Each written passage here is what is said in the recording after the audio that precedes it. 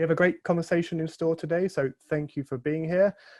Quick thank you to our dear friends at Epix for making this all possible. And without any further ado, I would love to introduce our moderator for the discussion, who will then welcome our guests. So please welcome Janelle Riley. Over to you, Janelle. Hi, thank you so much for having me. I'm such a fan of this show. Thank you everyone for tuning in. As Matthew said, my name is Janelle Riley. I'm an editor at Variety. So thrilled to welcome you to this BAFTA Q&A with Belgravia.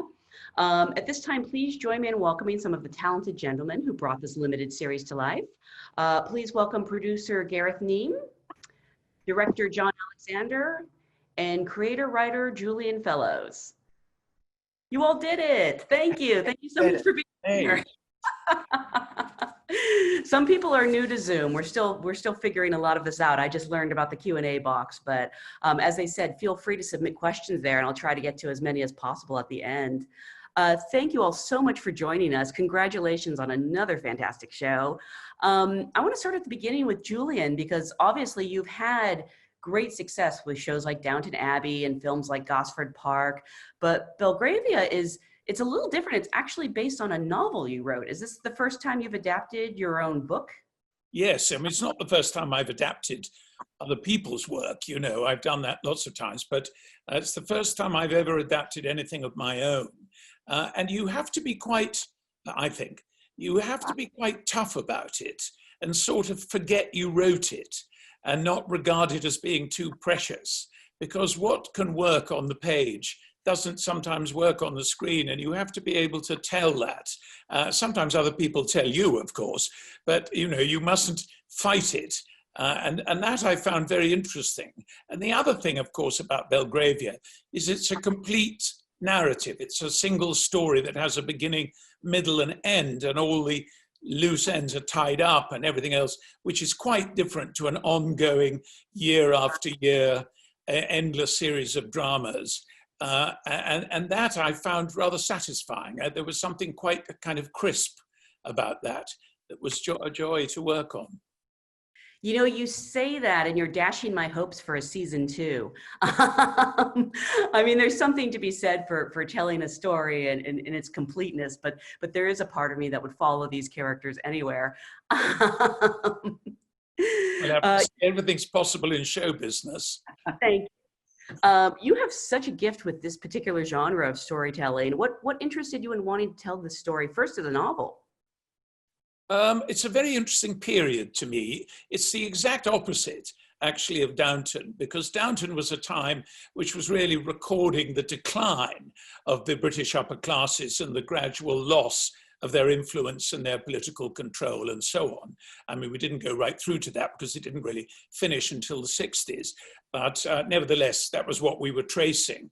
Whereas the 1840s, and when the Napoleonic Wars had finished in 1815, and the empire was getting going, and manufacturing was getting going, export, trading, all of these things. And so the young queen was presiding over this kind of ever-growing economy, and people were making money and getting on, and the whole of society was being shaken up by these new arrivals.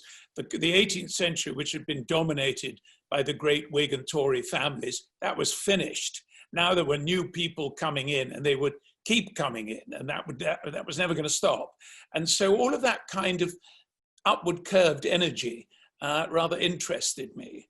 And I thought it would be fun to have a relationship between two women, one from the old team, one from the new, when they didn't particularly like each other, but for a reason that I had to devise, they were stuck together.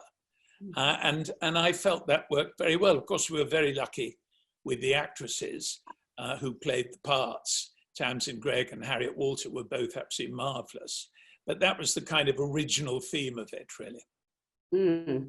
And Gareth, you previously collaborated with Julian in Downton Abbey to great success. I imagine it's a no-brainer wanting to work with him again. Well, I knew he was writing the book, and the book itself had quite an interesting publishing journey, because it was released chapter by chapter digitally originally. And Julian said, well, don't bother with all the individual chapters. Wait till the whole thing comes out and let me know if you want to do it. So I read the book, and it felt very clear to me that while it's very, very different from Downton, it obviously has it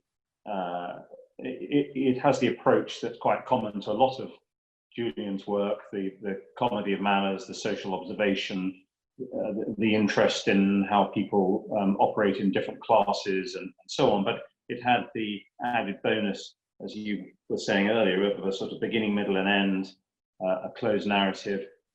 And I could see it was very clear. It felt quite cinematic itself, the novel. So I could immediately see how we could do it. And I thought, well, if I don't buy it from him, then somebody else will, and it'll get made. So it better be me. I was going to say, when Julian Fellowes comes to you and says, you know, let me know if you want to do this, is there any doubt in your mind you're going to do it? Well, you're asking him to write a blank check. Yeah, we have talked about lots of things over the years, but I suppose Downton was so dominant for a decade.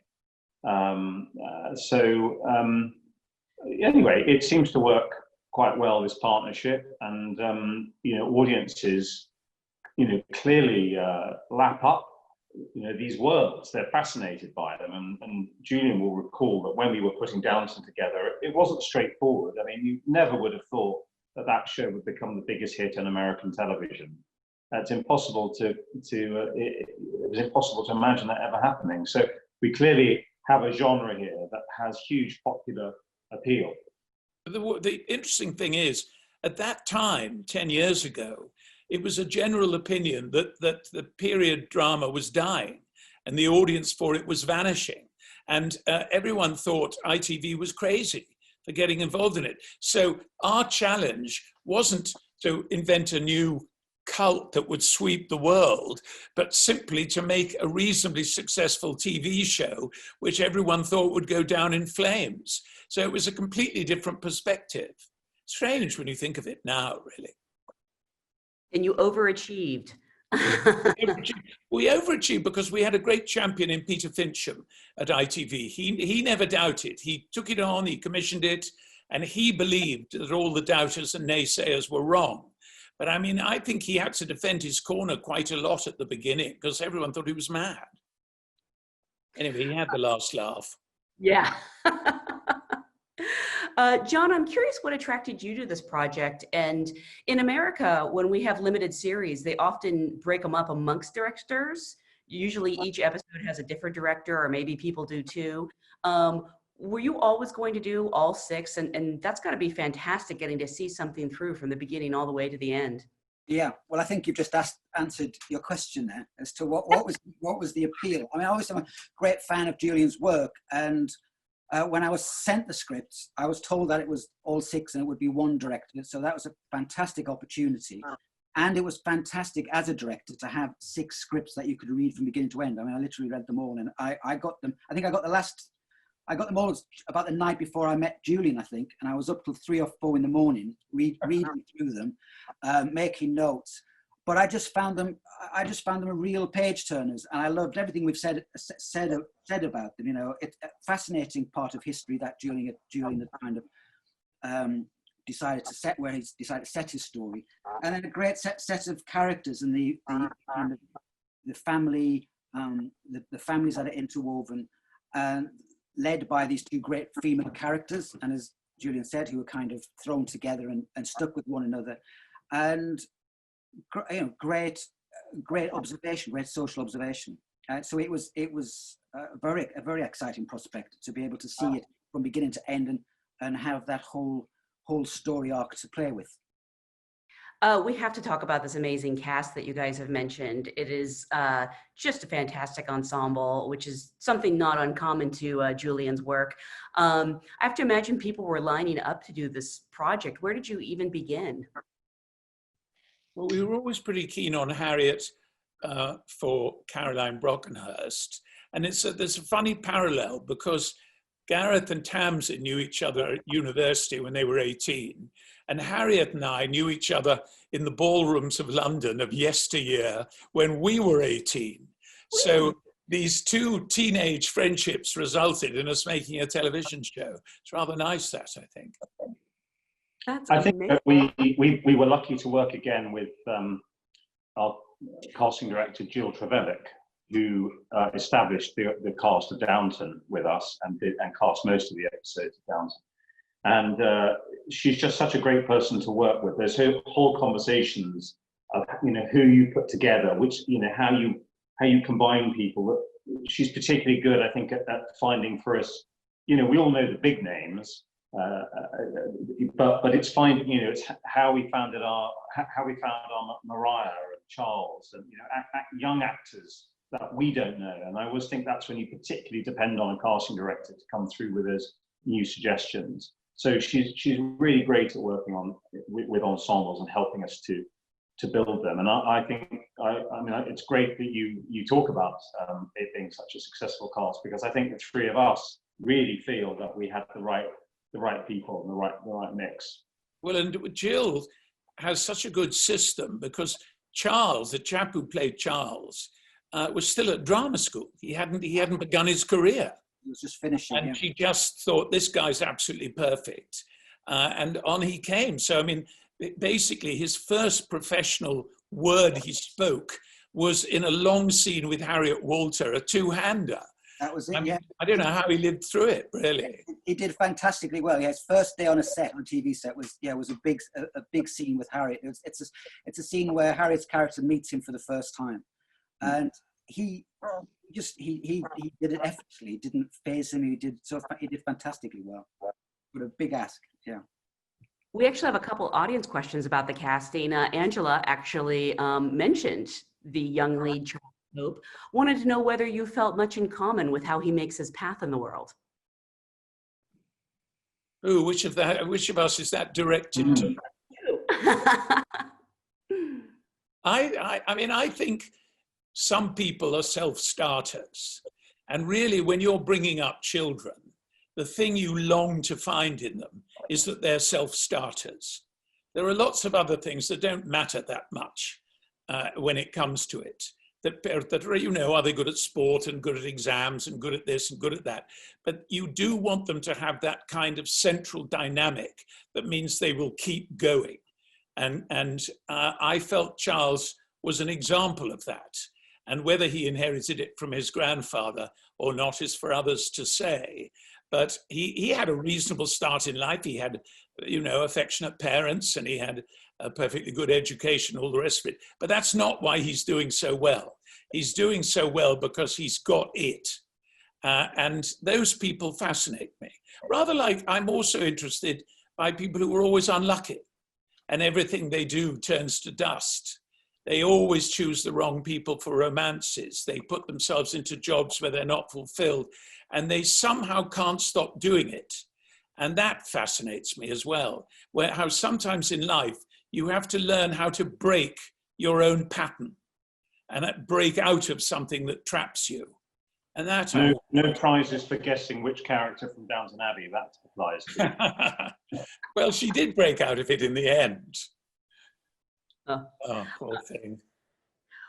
We also have a question from John about the casting. Wants to know, how far in advance do you have to contract a cast of that caliber to secure them for these production dates? Gareth. Well, yeah. Well, I think when did we start shooting, John? Was it about March of last year? I think it was early March, and we shot for about 15 weeks. Yeah, so we shot in the spring of 2019, and I think I'm right in saying that we'd assembled most of the core cast by the holidays of 2018. So, you know, quite last minute, I suppose, just 2 or 3 months before we started. I'm guessing most actors will drop whatever they're doing for a project like this, so that doesn't surprise me too much. In addition to the people in front of the camera, you assembled an amazing behind-the-scenes crew. Can you talk about putting together the look of the show? I know that a lot of your artists also worked on Downton Abbey, so you obviously knew them already. Well, we brought some of the alumni from Downton with us, particularly the production designer. Yeah. But we did want to have, you know, John Alexander didn't direct any of Downton, and we quite liked the idea that it was a very fresh perspective from the person who was actually going to make the show. And John was supported by, you know, a costume designer and a cinematographer, amongst others, who hadn't worked on Downton at all. So it was a mixture of old friends and new. One of the particular challenges, John, you should tell us about the whole creating Belgravia thing. Well, it's interesting. We were talking about that before, because I think when I joined, obviously one of the big challenges was, where do you find Belgravia? Because it's a very distinctive area of London, and it's got such scale, and it is now it is all areas where they are embassies. You wouldn't be able to film. You wouldn't be able to get permits to film. There's no way you could manage that. So we had to look across the country to find somewhere that had the same scale. And that search had began actually as I joined, because Donal had scouts out, and we looked at Bath and places which were famous, but we ended up in Edinburgh, which had the right scale, but the character of the buildings was very different. So Belgravia is very white, very, very distinctive, and the character of Edinburgh is stone. And so the decision was made, and it was Gareth who was determined this would work, that we would turn the great or the warm stone of Edinburgh into the white streets of Belgravia in post-production. And when I heard that, I was both excited and terrified, because if it had looked bad, it would have spoilt the whole show, and it was quite a feat to do. And of course, I was looking at how I could shoot that. And first of all, I was told, well, you could just, you could do a wide green screen and shoot very tight. And we said, well, that doesn't really work. That doesn't give us the scale we want. If we're going to do this, we've got to be able to shoot with freedom. And the people at Blue Bolt, who we worked with, were fantastic. Who just said, okay, well, just you shoot what you want, how you need to shoot it, and we will deliver for you. And it was a fantastic transformation. It was quite frightening for us all, because Belgravia is a very, very distinct part of London. Apart from anything else, it was built as a single unit over a period of about 25 years. And the squares and avenues and smaller streets and stables and all of this were all built at once in the same style. They're all there now. They haven't changed, except the houses are quite a lot of them are divided into flats, but they're still looking exactly the same from the outside. And the idea that we could go somewhere else when this was so distinct, it wasn't just the kind of old town look, which, period drama deals in. It was really a very special kind of signature. But I thought they did an absolutely fantastic job. I can't tell you how pleased I was when I saw the finished article. So it means for anyone looking back at the show, all of those exteriors in those white stuccoed houses, they're actually brownstone houses. They don't have any porticos in Edinburgh, so they were all put on in post-production. The whole thing is completely make-believe, and as my colleagues say, it was a great result. Now, I don't know whether you can see this, but maybe this gives you an idea. Oh, that's clever, John. So there we go. Belgravia on one side, Edinburgh on the other. Wow. We actually have a question from John. He says that I think I recognized Glanville as Loseley House. Am I right? Did I butcher that? Yeah, that's right, yeah. Okay. Glanville is the more Molyneux's house. What's that called? Oh, Loseley. That's right. It is. Yes, yes. Famous for its ice cream. Really? Yeah. Wow. Okay. Then I'm surprised I haven't heard of it. We have a question. Export to California. Yet. We have a question from Susan. She says, there is no doubt you are the modern master of the costume class drama. Have you ever wanted to write about, or have you already written, a tale of the modern class system, whatever that may be? I assume that's for Julian. I have written modern material. I mean, a film I wrote and directed was called Separate Lives, was contemporary. And it's one of my own favorite bits of my own work, actually. But for a real analysis of modern class, probably the better example would be a novel I wrote called Past Imperfect, which came to me when I suddenly realized in 2008, it was exactly 40 years since I'd been a Deb's Delight in 1968. And so I devised a plot that allowed me to go between 1968 and 2008 and go back and forth and kind of examine the changes and also the things that had not changed. But that I did find quite interesting, to have a look at the world of my youth. And it's rather interesting. It's rather like trying to remember your dreams. When you first try, you can't remember anything. But if you stick at it every morning, writing down what you've been dreaming of, gradually more and more of it comes back. And as I was just structuring this story completely along the season that I knew, suddenly the detail of these parties, the faces of these people came back to me as if it was yesterday. It was rather extraordinary. And I remembered them all. And then, of course, then these burly old men and these grey-haired women kept coming up to me at parties saying, "Oh, I see you put my party into your novel." And I knew exactly who they were because the whole thing had come back. Strange. Time is strange. There, especially right now, when we're locked down. I'm curious, have you thought about adapting that novel for the screen? Well, funnily enough, it was bought by someone, and I realized I was rather sorry it had been. So I've never sold the rights again after that, once it had reverted to me, because I have a sort of dream of eventually adapting it, producing it, and conceivably directing it. Whether I ever get it done, of course, is anyone's guess.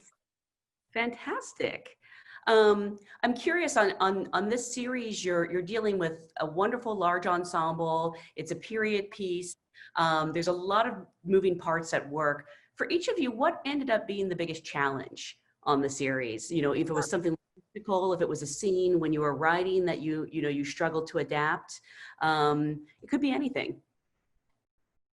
I think for me, that challenge is, as you say, if you're doing all 6 episodes and you're doing it all at once and you're moving forward, it was being able to have that arc, understand that arc at all times with all of those characters. So there was that was a challenge, and it would have been impossible to do if we hadn't had the six scripts before we started. I mean, that was amazing that Julian had those, so we had our template to work with, so we could really break them down and understand them and know where the story goes and understand each character's narrative as well.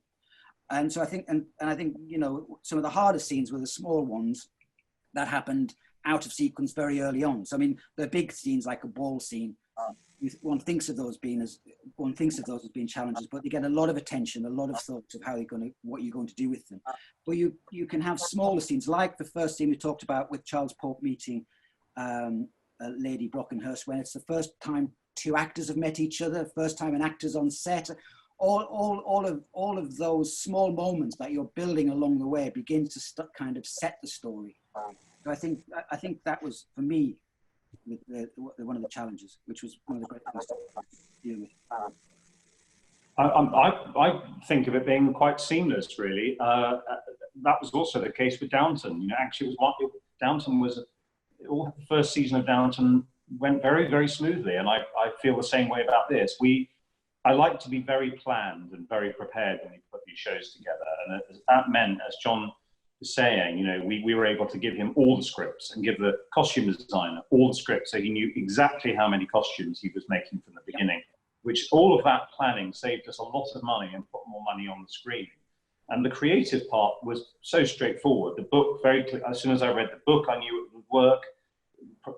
Working on the scripts with Julian was enjoyable and straightforward. So I guess the biggest challenge for me always is that on this kind of budget level, you do need to have, we're working in the English language, you really do need to have pre-sales in both the UK and the US to get you enough cash up front to make the show. So, and that's can be harder and harder to achieve. Well, not right now, but before COVID, there was a lot of content out there. So we were very blessed that ITV, who were our original broadcaster in the UK, combined forces with us again. And I was absolutely thrilled when Michael Wright at Epix read the scripts and said he wanted to be involved as well. And then, then we had enough money up front to make it. And the rest of it was all, really very enjoyable, I think. And we filmed it up and down the length of Britain, from north of Edinburgh down to Bath in the southwest. And we filmed in hundreds and hundreds of different historical places that were all beautifully curated by John and Donal, our production designer. So it was a very enjoyable show to make. I think my worry more than challenge was that for the requirements of the plot, the character of James Trenchard had to be a snob, socially insecure, essentially vulgar of spirit, and all of these other things. But at the same time, he was a clever man who had got on very far and quite fast. And he was also fundamentally a decent man with good principles.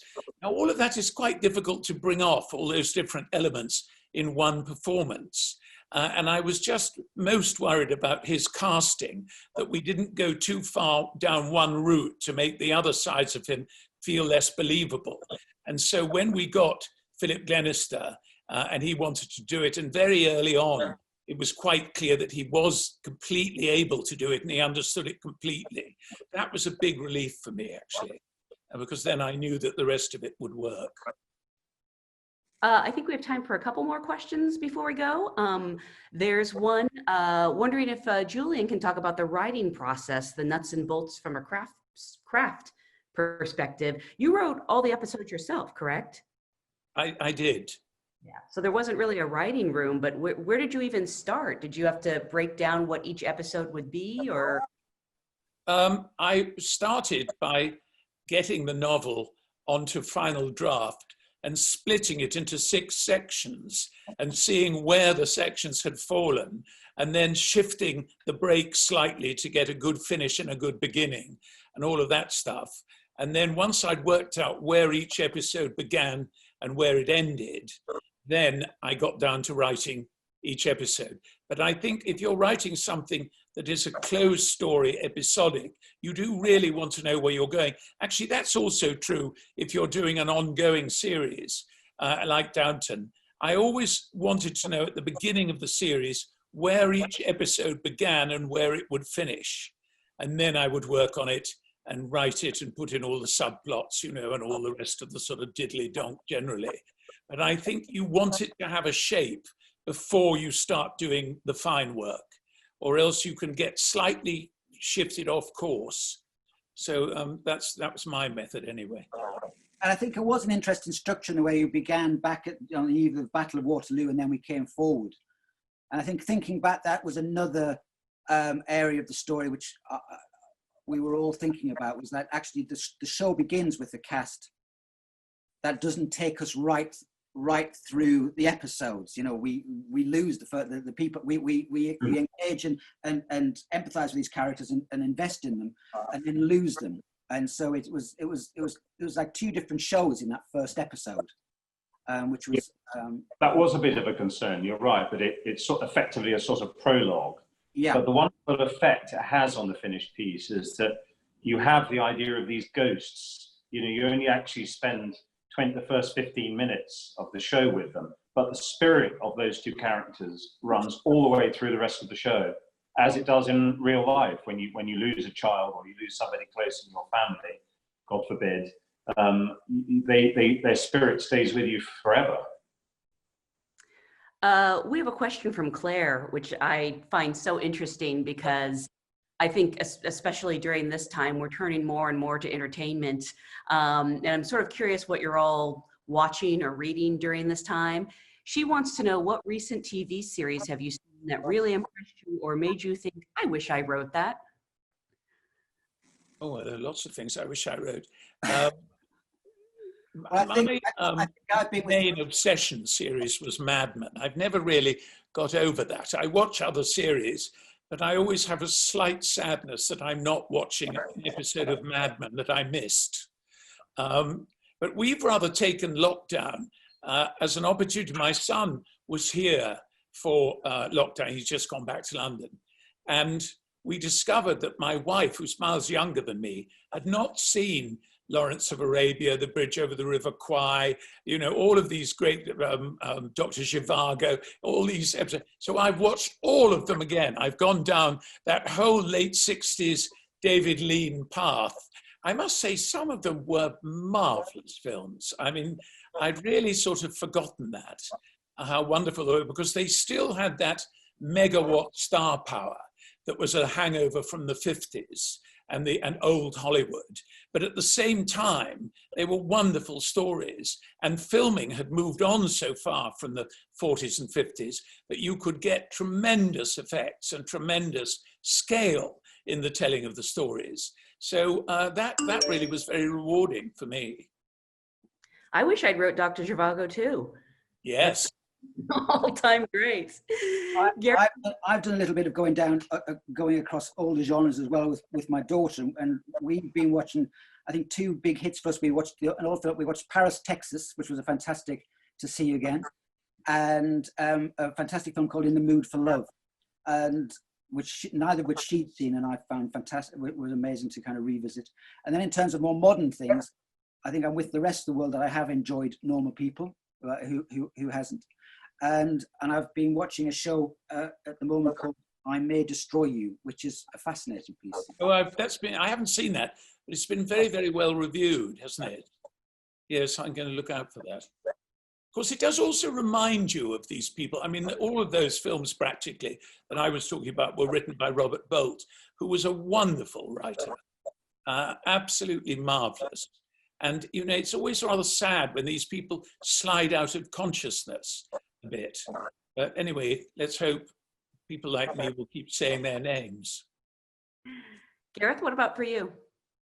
Well, I've found that the one dividend from this lockdown is that I've been doing things I've never done before, which isn't actually necessarily to do with watching shows. I mean, for example, I found myself, without really planning it, I started walking the length of the River Thames. I haven't, you know, I don't know how, I've gone 100 miles or something. So by doing that at weekends and listening to biographies of people, including Robert Bolt, actually, we have a radio show here called Desert Island Discs, and I've been listening to old back programs from the 60s, 70s, and 80s, and hearing the voices of these people who are great, are important names, composers, writers, artists, but people whose voices I've never heard because, you know, before my time. I know their work, but I've never heard them speak and express themselves. And so I really enjoyed doing that. And Robert Bolt was actually one of the characters who I listened to. But I suppose the guilty TV pleasure has been Hollywood. I have to confess to having watched some of that. What is that on? Is that Netflix? Netflix, yeah. I haven't watched that. Is that for me, do you think? Well, I think that's a conversation we'll have offline. And is there David Lean stories about Carol Lombard and things? It's not that. Is David Lean Desert Island Discs, Gareth? I've never heard that one. Right. I wonder if it is. Yeah. Oh, I see. Yeah, just asking. Yeah. I would have thought Island Discs. I rather enjoyed it, actually. I did it with Kirsty Young, who I thought was rather charming. No, but the wonderful thing when you hear Roy Plumley doing those things in the 70s is he's so deferential to his guests in a way that would never happen now. It's much more sort of inquisitorial, but yeah, very, very deferential to anyone that he was interviewing. They're not deferential now, but the one thing that's quite rather nice is they're not hostile, because they don't want to expose the fact that they disagree with you politically or they disagree with you in this that way or that way. They want you to talk about your own memories. And to get you to do that, they have to make you feel relaxed and, on the whole, being liked. And it's quite a different experience. I really enjoyed it. Well, I'm very deferential because I love this series. I can't say it enough. I want to remind everyone, if you haven't already seen all 6 episodes, check them out on Epix or watch it again. That's what I did. Thank you guys so much for joining us, for making the time. And thank you everyone at home for watching. Thank you for having us. Thank you. Thank you.